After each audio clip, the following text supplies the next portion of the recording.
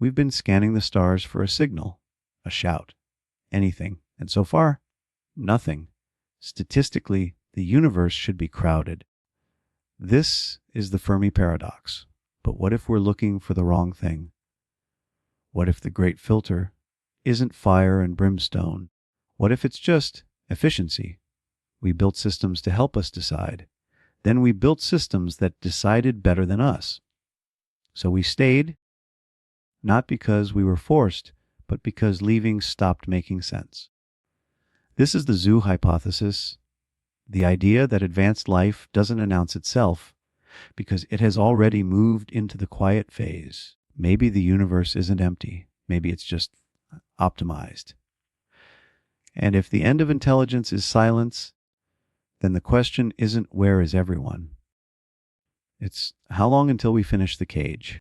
We have a persistent cultural fantasy that the machine takeover will be loud.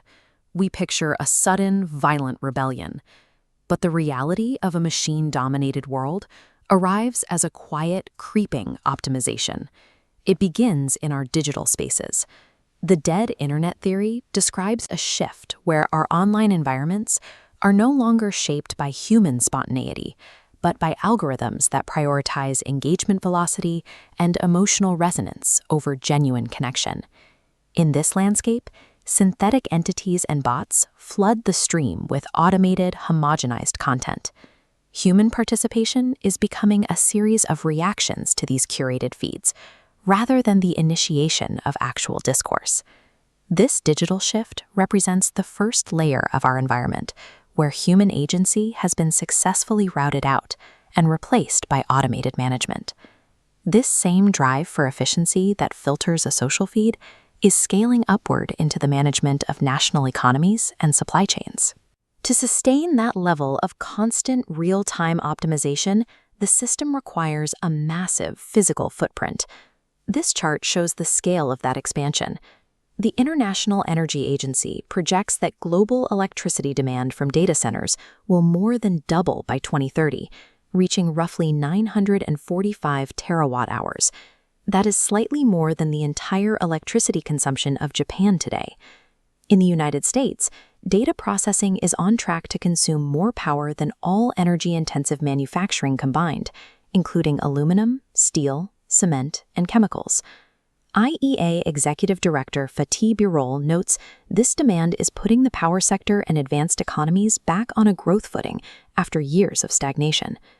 By surrendering our energy grids to support these systems, we are physically wiring an infrastructure that we will be too dependent upon to ever unplug. If this infrastructure is rapidly consuming our resources and our autonomy, we have to ask why we don't simply pause its development. We are caught in a greed lock. As this matrix illustrates, if one corporation or nation throttles their AI development out of caution, their rival continues to accelerate and instantly wins the economic future. Because no individual actor can afford to stop, we rely on compliance theater, the illusion that the transition is being safely managed through regulation. In corporate and financial sectors, this produces zombie systems. These are expensive monitoring tools that blink green and generate reports, appearing to be active, while remaining completely useless against actual, evolving risks. These safety protocols provide a false sense of security for decision-makers, while the underlying systems continue to integrate deeper into our civilization. This leads to a central technical obstacle to our control, the deceptive MESA optimizer.